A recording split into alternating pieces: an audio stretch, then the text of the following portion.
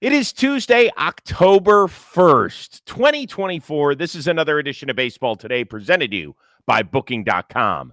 That is my man, Trevor Plouffe. I am Chris Rose, producer Dan, along for the ride as well, as the playoffs have finally arrived with 4 juicy games later today, and we cannot wait, T. Plouffe.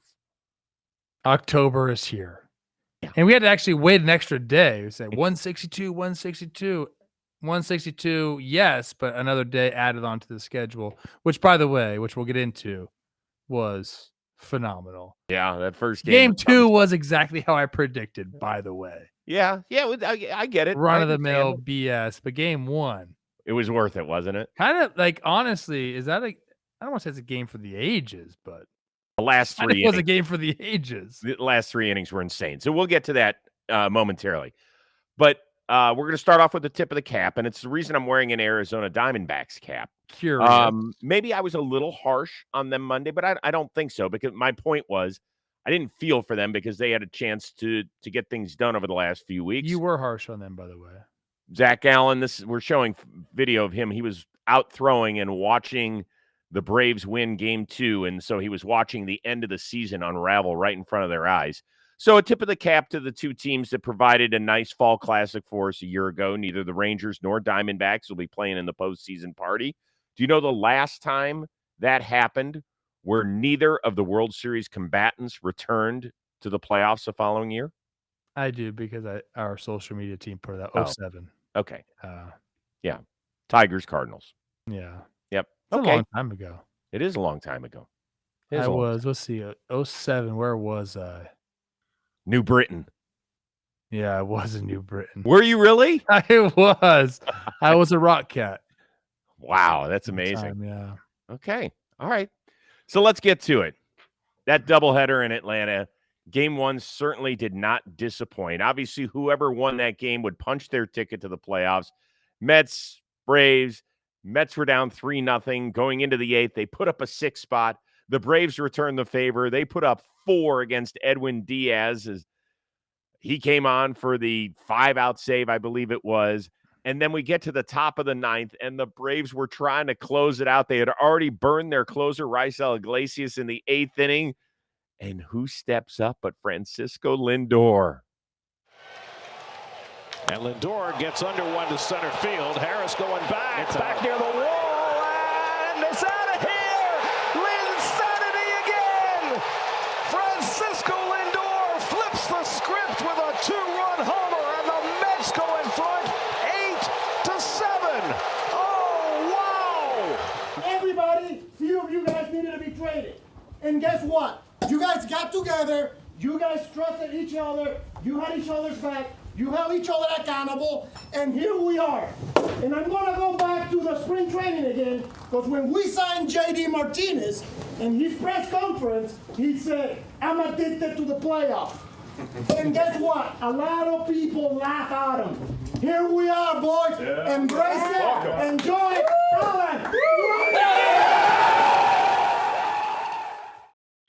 That away, Carlos Mendoza. It didn't sound like a rookie skipper right there. I felt like he was talking a little bit to me, saying that people should have been traded months ago and all that sort of stuff.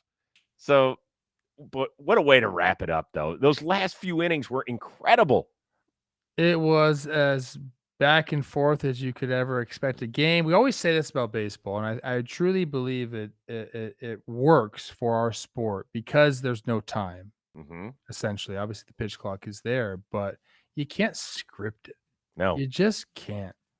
So you have the Mets coming back and doing their thing. Then you have Ozzie Albies with like one of the best at bats we've seen. I mean, first of all, he was the hero of the game for the Braves for the first 8 innings. Yes. What an incredible at bat against Edwin Diaz, understanding the situation. And then, you have Brandon Nimmo with the absolute tank job. Jared Kelenic with a great at bat. Like, so many things went on in this game. It was excruciating, I guess, for the Braves in the end. But you had these comebacks. I mean, it was a beautiful baseball game. I think there's no other way to put it other than that. It's exactly what baseball should be. There's no such thing as running out the clock. You got to get the outs. and sometimes the outs don't come very easily. And we saw that. As it was 10 runs in the 7th inning? So a couple of things In that the 8th. in the 8th. A couple of things that came to mind. First of all, Ozzie Albies, the fact because of it's his thumb, right? He can't hit left-handed. So he had to hit right-handed against a pair of right-handers, and he hits a home run against McGill, and he hits a bases-clearing double in the 8th inning against Edwin Diaz. That would never have happened if he had been able to hit left-handed. 100%. And I love the at-bat. Okay, so the McGill slider, he hangs it, gets the barrel on it. Against Diaz, he gets a 2-0. I think it was 6 straight balls at that point. And I think he said to himself, this 2-0 pitch, I'm going to get my timing down. He fouls the pitch off, 2-0, gets the timing down. The next pitch ball, 3-1. And he's like, I have the timing down. I'm seeing this from a weird angle, but I have the timing down. Now it's all about getting the right pitch to hit. And he did. And he smacked that thing. It was awesome. It was a laser. Didn't get out of the park. And then, I don't know, man. The Mets have they've impressed me. They're the Mets and the Padres to me right now, the 2 hottest teams in baseball. And look out, dude. So the other thing was that, remember a couple months ago, Francisco Lindor, I think, gave an interview to our buddy Jeff Passan, who better hang on as a baseball insider. No, he's going to the NBA. Him and Adam Schefter, they're fighting. Okay, right now. We'll see about that. Anyway, I think it was Passan who had the column where Francisco Lindor said MVPs are created in August, September, and then carry it through to October. And that's all I could think about. You can't count October. They vote that right now, don't they? Yes, they do. But, sometimes the season bleeds over. I get what he's saying. That's the point, right? But when he hit that, I was like, is that getting out? And it did. And oh, my gosh, it got like, out. Here's a dude who it looked like could barely walk in the last 10 days. And he ends up, for the last few years, everybody's like, well, why'd we pay him $340 million and all this and stuff? This is why. Because of big moments like that. Baller. That was awesome. Yes. All right. Now, what'd you think of Jose Iglesias not bunting in that situation? I know the end result is great. Were you like, why aren't you bunting? Yeah, I was surprised a little bit. I was surprised. It was amazing, though. I mean, he's down 0-2 before you know it, and then he just hits a rocket shot. But that's like it's great baseball right there. Would I have bunted in that situation? Yes. I think you have a guy that's done it enough in his career. He can handle the stick. He can do that. But getting down 2 strikes, then putting that at bat together, I mean, that's just it's pretty awesome. It's what he's done all season long. Yeah, and the fact that guy didn't have a major league job at the beginning of the season is a joke. Is it though, Chris? Like, I honestly, I haven't looked at his numbers over the last couple of years. I don't know them off the top of my head, but they ain't this. No. This is a special year for him. But still, good dude, plays multiple positions. I agree with a job. Yes, I agree with that's what I'm saying. All right, so let's get to the first of our 4 wild card series. Mets are going to end up going with Luis Severino, Freddie Peralta for the home team. It's a 3-6 matchup. All the games will be played in Milwaukee. Give me the biggest key for each team. We'll go 1-1, 1-1. Let's start with the Mets.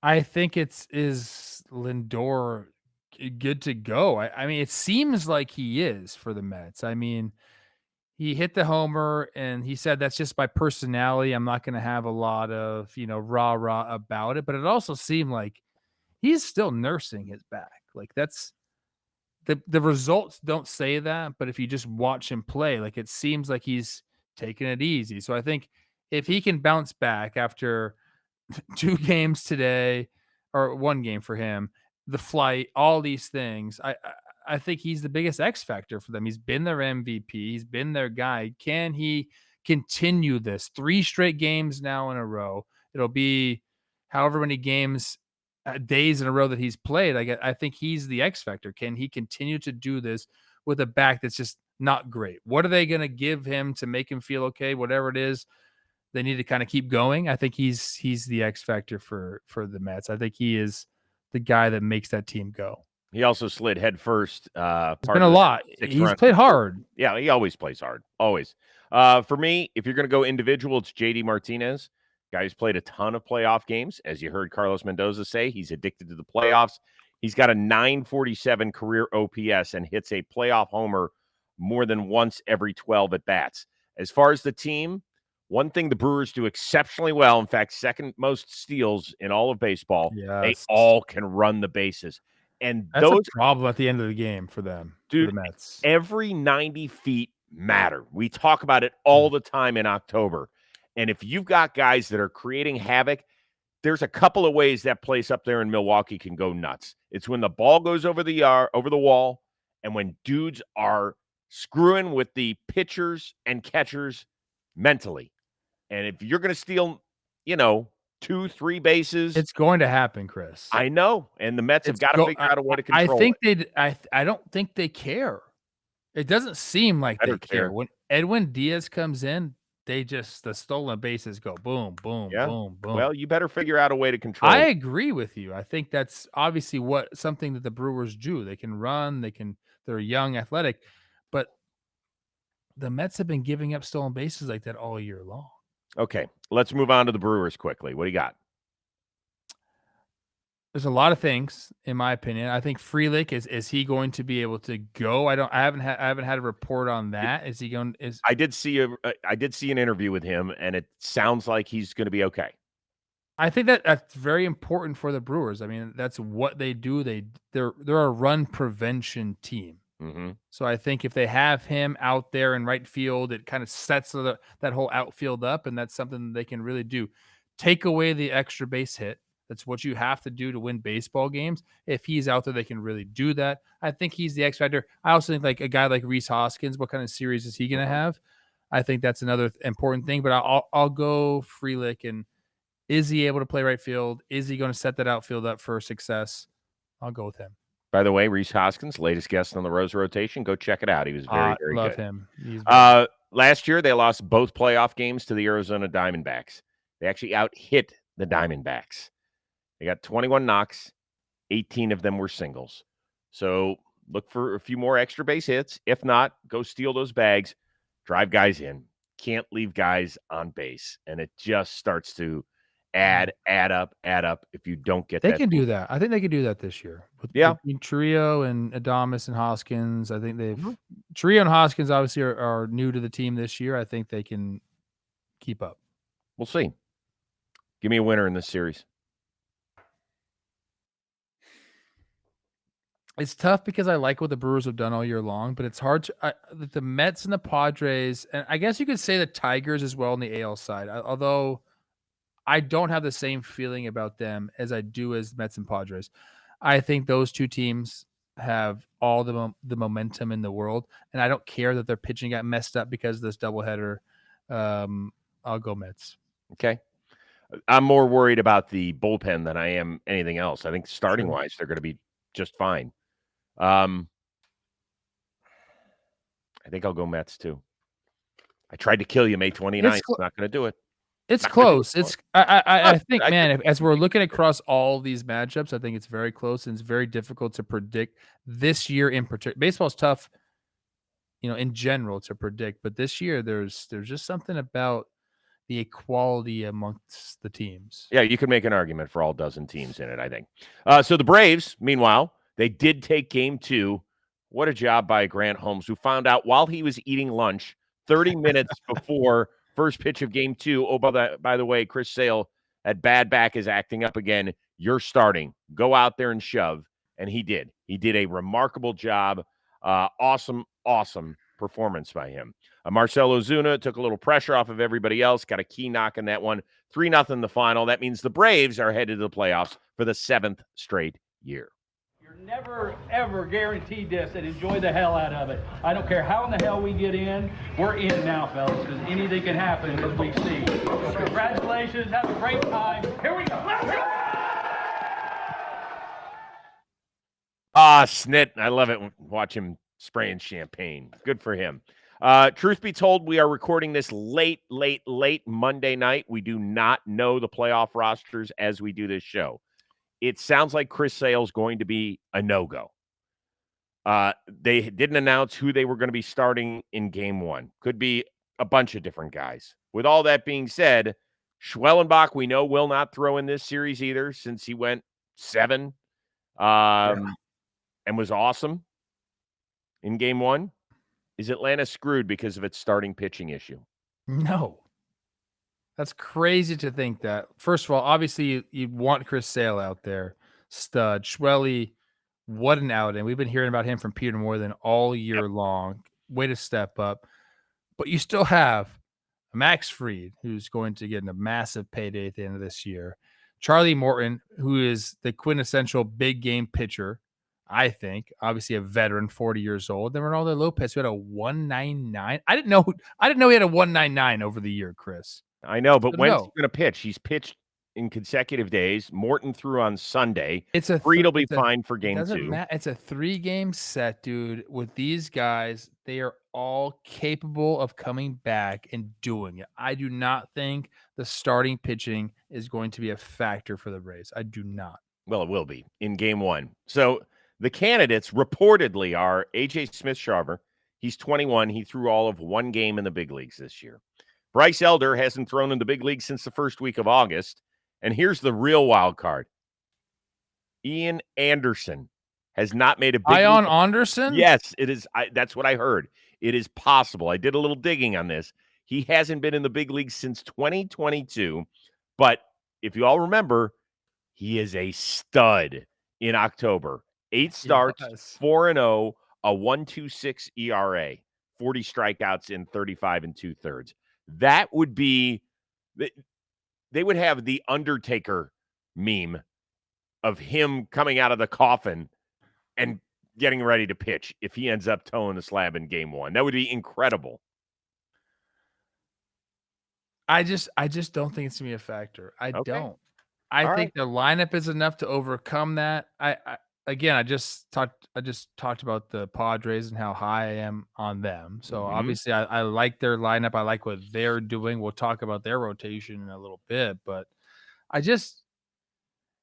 as much as I thought that this doubleheader was going to affect the rest of the playoffs, I don't think it will. I don't think it will, man. Yes. I just think that I think between the Braves and the Mets, there's some sort of like throw caution to the wind, whatever, we're here type of thing. We see that in the baseball playoffs all the time. Edwin Diaz's velocity was down significantly from Sunday to Monday. It was. Now you're going to ask and Carlos Mendoza said, go ahead and keep pitching when I'm about to take you out. Well, no. Edwin Diaz was the one who said, yes, but it's Mendoza's choice there. Okay. So what happens if they're up? What happens if the Mets are up 5-4 and you need Edwin Diaz to go a third straight day and he's going to end up throwing over 100 pitches in 3 days? Then what? You go for it? I think you talk to him and you go for it. Well, what's he going to say? Is he going to say, no, I'm not ready? Of course he's going to say he's ready. You have to have these conversations with people, Chris. You have to be able to read people. That's your job as a manager. Okay. You have to understand the situation that they're in. Do you want people rested and fresh? Of course. Yeah. But like at this point in the baseball season, sometimes that doesn't work out. How many times have we seen these wild card teams come in and win the whole thing and they're not rested and they've been playing tough baseball? It's like it almost makes them a better team because they've been going through these things. I know what you're saying. I just don't think it's going to have an effect as much as we thought it maybe would. This doubleheader on the after the last day of the season is going to just crush everyone going into the next series. I don't think it is. I really don't think it is. All right. Let me quickly give you the Padres rotation. Mike Schild announced it'll be King, Musgrove, Cease. Any problem with that order? I'm not going to question Mike Schild. I don't know. Like I'm not. I think that those 3 guys are great candidates to win you a baseball game. I think obviously Yu Darvish being the odd man out is fine. I think they have a lot of starting pitching. They can go to any one of those guys and feel comfortable. What's that? That's why they've got an edge, a huge edge. Yeah, I mean they feel comfortable with those guys. And if you say, hey, we have these three starters, and then you is waiting in the wings for the DS. I mean, they're just setting themselves up. That's the advantage that they have over the Braves and the Mets. But, I think that I don't have a problem. I mean, I've seen Michael King pitch a bunch this year. He's filthy. He's absolutely filthy. And you could say that for almost every single person in that Padres rotation. I'm very, very high on San Diego this year. I was surprised, and then I checked in with my buddy Daniel Jeremiah from the NFL Network, who is the biggest Padres fan I know. I mean, he even puts Ryan more than Ryan Cohen. Yeah, he is. He is. He's just more mature Ryan Cohen. That's all. Ryan Cohen's immature. You're right. And I said, "Are you surprised that Cease isn't?" And he's like, "No." He sent me Michael King's stats over the last 20 starts. Sub-3 ERA. Nasty, dude. By the way, the Padres are the only team that had 2 pitchers in the top 10 in strikeouts. Both King and Cease had over 200 this year. So they're doing something right there. No problem after checking with my source. That's your source. Do we both have the Padres? I was your source. No, you're not my source. Do we both have the Padres in this? We do, don't we? Yes. Yeah, I think I mean, I can't get off I just talked about the momentum they have. I think they feel like they're at full force right now. I think their lineup is deep. But dude, the Braves are so good, man. They are good. Dude, this is the playoffs now, Chris. It's fine. Okay. Is there what you got to pick somebody. You can't pick both teams, so just pick one. I'm picking the Padres. You said it was the Braves' 7th year in a row in the playoffs. What's the Astros? Are they at 8 or are they at 7?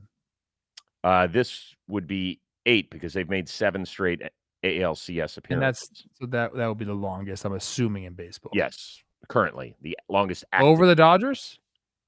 Oh, Dodgers 12, I think. Does that sound right? Jesus. Yeah. I mean, it sounds right. Yeah, that's pretty amazing. Okay. Pretty unreal. Once again, this episode of Baseball Today brought to you by Booking.com, the official accommodation partner of Major League Baseball. Booking.com, Booking.yeah. Baseball playoffs start today. What does that mean? It's time for you to explore those U.S. cities you always secretly wanted to learn more about. Yeah, we're talking about your baseball rivals cities. And with hotels and bed and breakfast and vacation rentals and resorts and so much more available on Booking.com, you might just find your perfect stay for this postseason. Yes, even in your baseball rival cities. I'm telling you, I have covered hundreds of playoff games. It's a blast. The atmosphere is amazing. But when you get to see your team in action, it's a different level. When you get to see your team in action in another team's venue, in their crib, and you walk out of there with a win, holy smokes, you feel the best you have ever felt in your life. So go get this thing done today. From hotels that look over stadiums to family-friendly resorts to cute little bed and breakfast stays, Booking.com has so many choices across this great country of ours. Yes, once again, the right stay can make you a fan of any U.S. city, even your baseball rivals. So book today on Booking.com and download the Booking.com app. You will have the time of your life. Let's shift over to the American League. Action gets started in Houston with a 3-6 matchup, the Astros and the Tigers. Tarek Skubal, Framber Valdez. In a 3-game set, do you give the edge actually to the road team here? Because the likely Cy Young Award winner can set the tone in a short series. I do not. I do not. This is the Astros we're talking about, and that's Framber Valdez on the other side of the field there. So, no, I don't give him the edge. I think it gives him a good chance to win game 1. If you win game 1, then obviously anything can happen. You just have to win one more after that. But again, this is a tried and true major league starter that can give anybody fits. Doesn't matter right-handed, left-handed, anything like that. I think it's a fascinating matchup, Chris. I think it's the best matchup that we have. There's, you can talk about Corbin Burns and Cole Reagans and whoever else you want to talk about, but if you're talking Framber and Skubal, I think it's incredible. Even if they win game 1, I still like it's the Astros to me. I just been there, done that. I believe there's only one player that'll be on the Detroit Tigers roster that has any playoff experience. It's my guy, Matt Vierling. So that has to count for something. I mean, the Astros, every single guy there feels like they know what it's like to be in the postseason or has had crazy postseason experience. You have to give the edge to them. So Look, are they going to win game one? I don't know. Tarek Skubal is an incredible pitcher, and he's going to win. He's going to win the Cy Young, win the Triple Crown, all these things. You just can't count the Astros out like that. Yep, particularly because of that pitching. The starting pitching, even with all the injuries they sustained this year, it is so deep. Justin Verlander he might not throw a pitch in this series. And that's crazy. Is he on the roster? It'll be interesting to see if he's going to be on the roster. Once again, We're recording this late Monday night. Rosters don't have to be turned in until early Tuesday morning. And you say, well, how could he not be on the roster? Once again, you really only need 4 starters, right? You need 3 to start those 3 games, and then 1 guy probably to be your long dude and figure out the rest. Yusei Kikuchi has been incredible. Yeah, he's been great. He has been great, and they seemingly win every one of his starts out there. Ronel Blanco has been fantastic all year. I remember in the middle part of the year, we were like, well, they're going to have to dial his innings back. Is he the bullpen guy? I believe he is, right? It's going to be Hunter Brown. Yeah, I think Hunter Brown will get game 2. Yeah. And then I would expect Kikuchi to get game 3. But, I mean, they could go Verlander. He'd be on full rest. So we'll see how that all plays out. It's just... I thought it was Framber, Hunter Brown, Kikuchi. Well, I haven't seen it announced. Okay. That's the thing. I only saw Schilt announce all 3. They have so much pitching. They have so many different directions they can go. Not only starters, the back end. Yeah. Now, a few things to keep in mind. Detroit's pen is what got them to the playoffs. I really feel like the way that A.J. Hinch manipulated that bullpen usage down the stretch, even having a bunch of bullpen days, was incredible. However, the Astros signed Josh Hader for this time of year. Ryan Presley has gone 20 straight playoff appearances without allowing an earned run, over the last few years. They could have easily just kept him in the closer's role. Well, they ended up moving him up. So it's Abreu, Presley, Hader. I know Hader didn't have the best year his first year in Houston. He had a couple blow-ups. But this is the time where it can get filthy. So you add in that starting pitching with the lockdown stuff at the end. It's going to be tough. The experience in the lineup, it's nuts, dude. 2 of the hottest teams in baseball, Detroit, the AL's lowest ERA since May 1st and the AL's best record since July 1st. The Astros, the AL's best record since April 27th. There you go. So we're both picking the Astros. I think so. I do. The experience wins out for me. Bad is not an aesthetically pleasing series. Orange and navy, right? Yeah, we could clash. The other AL series, Reagans and Burns, Royals and O's. It also highlights 2 of the best young shortstops in the game, Bobby Witt Jr., Gunnar Henderson.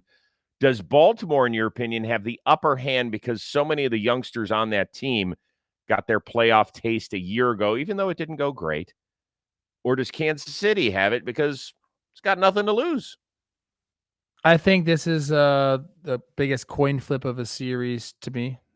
I do think that. I just talked about Houston's experience and how it's going to help them. It's not the same for Baltimore. They don't have 7 straight ALCS appearances. They don't have a guy like Jose Altuve or Alex Bregman saying, guys, this is what it takes to get it done. They don't have that. I still am going to pick the Birds in this series. It's because the length of their lineup and the guys that can get it done up and down 1 through 9, I think it's just better than what Kansas City has to offer. And I think you have a guy like Corbin Burns going game 1, Eflin going game 2. I just think that they have – I think if you're looking at the rosters, that's kind of what we have to do now. It's a crapshoot. Playoffs are that. I think if you're looking at the rosters and kind of – how you want to predict these series. I think I'm still going to go with the Orioles. Not because of the experience. I just think the roster's a little bit better. I think this is coming down to the bullpens, and I think that should scare both sides, to be honest with you. I really do. I know Sir Anthony Dominguez has been pretty good since he came over, and obviously Craig Kimbrell, who started the year as the closer there in Baltimore, got DFA'd. And Lucas Erceg came over for Kansas City and kind of stabilized things at the very, very back end. But I do think both teams are terrified of this. And I really do. No, I agree. I mean, I think that's the biggest question mark for both of these squads. I think you can go Burns and Eflin. I assume it'll be Eflin, although we didn't get definitive word before Tuesday morning in games 1 and 2 and feel good about it. But Cole Reagans, who you could say is probably the second best starting pitcher in the American League this year behind Skubal. I wouldn't have a problem saying it. I thought he was that good. A lot of his metrics were better than Burns. And by the way, Corbin Burns, I'll be curious. I like Corbin Burns. I do too. But I think he's got. I also like Garrett Cole. There's a lot of guys I would talk about, but I know. But Garrett Cole didn't have the second best year. No, he finished up. You said the second best pitcher. He was the second best starting pitcher in the American League this year. Okay, that's what I'm saying. This year. Okay. Yeah, I'm not saying that if we have a draft in the American League, I'm taking Cole Reagans second. Come on now, listen to me. But I think it's coming down on the bullpen. So I think it's the offenses, man. I mean, well, if it's the offenses, then it's no match. I don't know if Vinny's right. I mean, we'll see. The bullpens mean that the bullpens would mean the starting pitching shuts the offense down, and then it's a 3-inning game at the end. I don't think not at all. To me, it's the opposite. I mean, okay. What if it's 5-4 after 4 innings, and then you got to figure out how to. The starting pitching keeps the game close. I think. And look, who knows? Again, we don't know. We're just talking about this, people. I think the Orioles' offense is just better. I think I'm going to go with the Royals here. Okay. I know they lost 9 of 13 down the stretch, but if they get Vinny Pasquantino back, that's a big deal. These have not been great baseball teams over during the second half or even close to it. They just haven't been great baseball teams. They have not. I think we'll end up putting out our brackets out there to show you how we think the entire postseason will unravel. We'll see. We'll try and get that done for you so you can, throw darts at us and yell how stupid we are on social media. We're ready for that. We are ready for that. Hey, this show is sponsored by BetterHelp. October is the season for wearing masks and costumes, but some of us feel like we wear a mask and hide more often than we want to at work or in social settings, around your family as well. Therapy can help you learn to accept all parts of yourself so you can take off that mask, because masks should be for Halloween fun and not for our emotions. So if you're thinking of starting therapy, give BetterHelp a try. I've told you this over all my time here at John Boy Media. I am a big believer in therapy. I've been in and out of it since I was a little kid.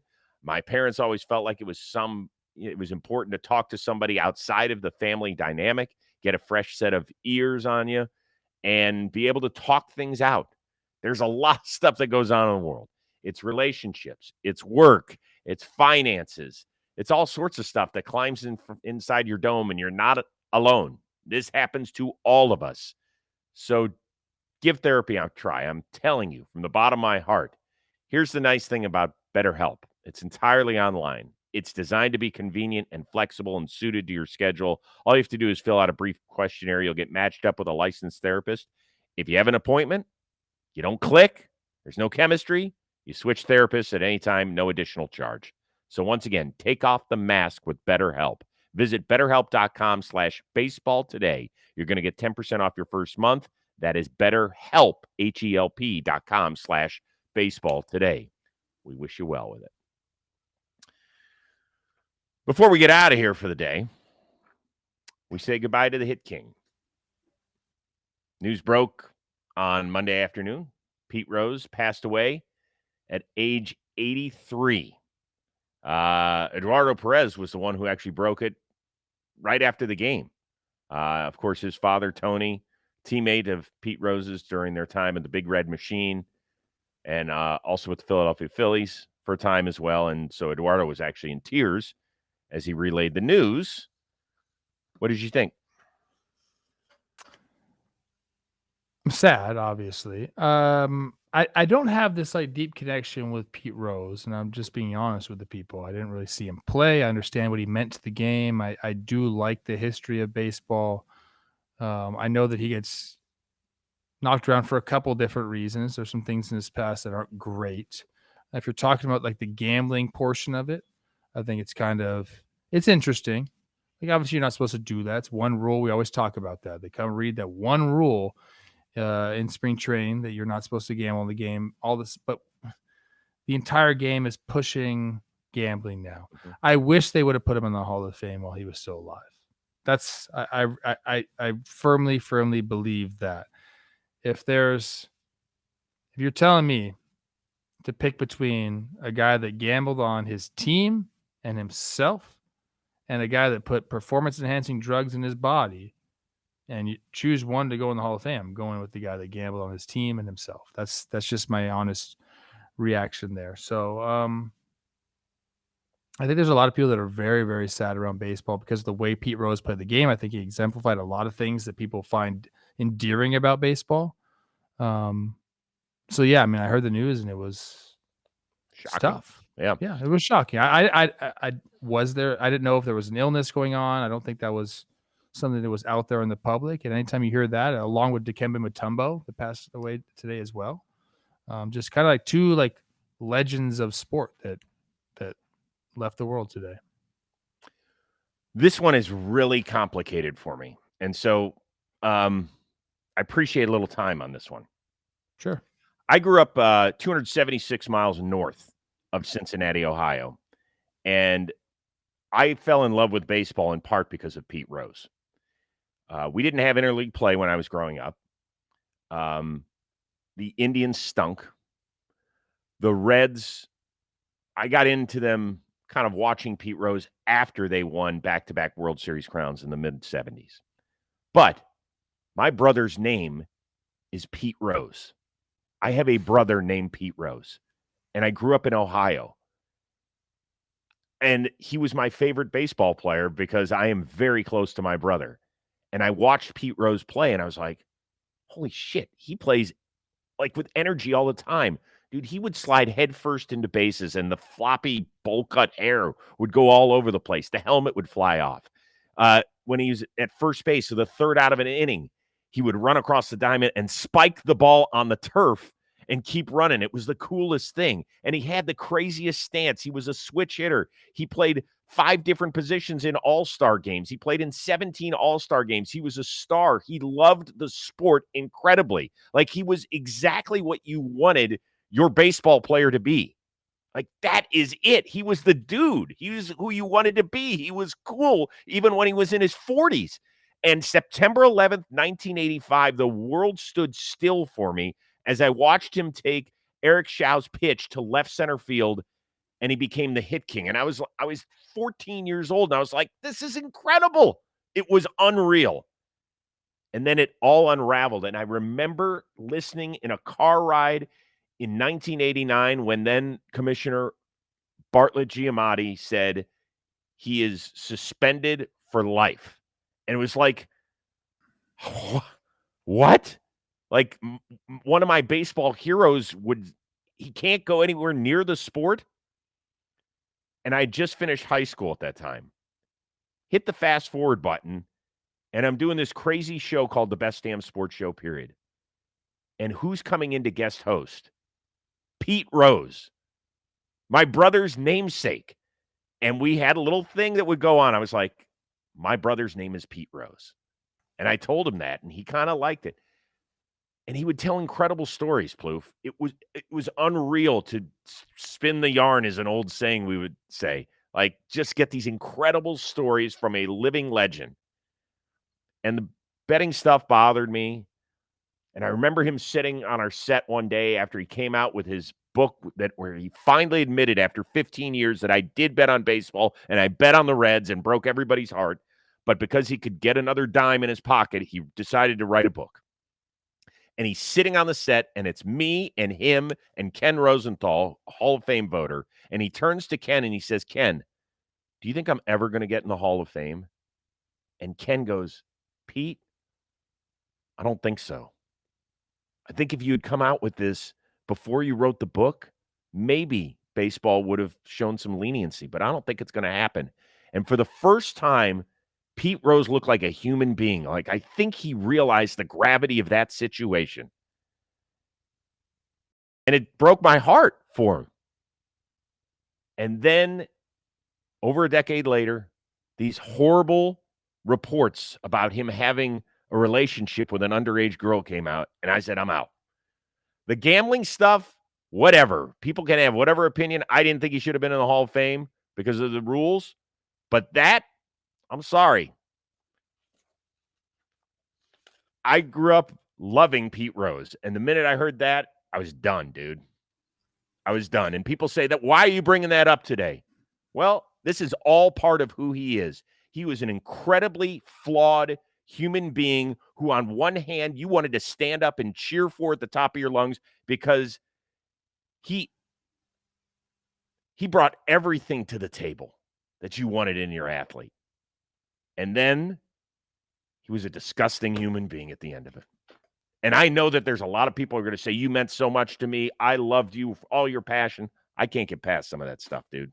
I can't do it. I mean, I can't either. That's why if you're talking strictly about the gambling, you can't talk strictly. Yeah, about I know. I understand that, and I don't have that personal relationship with his play like you do. Obviously, I saw a ton of highlights, and I respected the hustle, Charlie Hustle, all these things. It's. And by the way, I don't begrudge anybody. Like, he meant a ton to people in Cincinnati. Like, I understand that, but I personally can't draw a line. Like, I know that not all of our athletes are wonderful human beings. Not all of our podcasters are either, by the way. Or I get all people that. in general. Stop putting us athletes. But you understand what I'm saying. Is that's my whole point, is that from all walks of life. But there's somewhere I have to draw the line. And that was it. When I heard those reports, I was done. I still think I get that. I think he is more deserving of the Hall of Fame than some guys that are in there. Get it? I understand the double standard. I always have, particularly now. But at the end of the day, you can't bet on your team. You can't bet on the sport. No, you can't. You really that's such a one thing to talk about, man. It's pretty simple. It is pretty simple. So I appreciate you giving me a little time on that one. It was an interesting day emotionally for me. It took me to a lot of different parts of my life. I'm sure. No, I mean, I get the namesake, and I know that, you talk to older fans of the game, and they talk about Pete Rose and what he meant to them, and he embodied a lot of what people love about athletes on the field. Boy, he was a mess though off of it, dude. He was a mess. Didn't his son go to Notre Dame High School in the Valley? I'm pretty sure. I believe he did. Yeah, I believe he did. I remember Pete being in the stands when I played them. I'm pretty sure. That's pretty awesome. I remember when Pete Rose, when he set the hits record in September of '85, his son was 15 years old and was a bat boy that day, and he was actually in uniform, I think. And I read a quote that said I went out and Dad was crying, and he gave me a big hug, and he said, that's the first time I remember him hugging me. I was like, man, that's sad. Whew. I'm not going to start. Oh, no. My family's not that, touchy-feely. You hug Teddy every day. Every freaking day. Of course.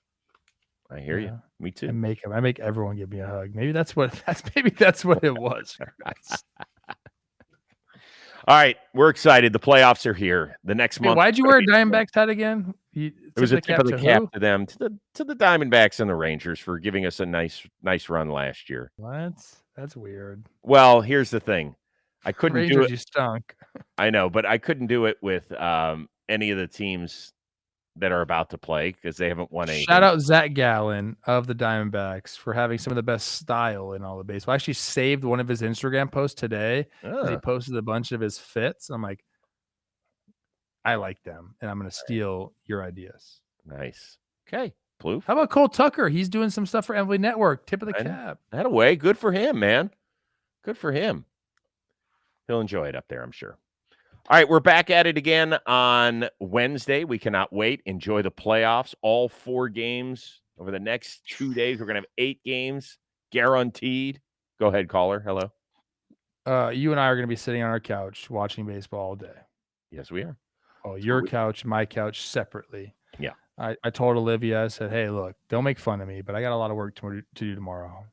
Got to watch a lot of baseball. Fun. She does. She makes fun of my job a lot. Just like, don't tell people that you're tired or you're like, feel like you're overworked. I'm like, you're right. We have it good here, Chris. We do, but we love Watch what baseball. we We do, talked about it. I love what I do. I love to share with the people. What are you going to be snacking on? Too much. We got to run. We got to get everybody ready for the games. That's all right. Yeah, keep it tight. I lost that battle a long time ago. For our one-of-a-kind producer, Dan Rourke, and the uber-talented Trevor Plouffe, I am Chris Rose. We will see you Wednesday here on Baseball Today, presented to you by Booking.com.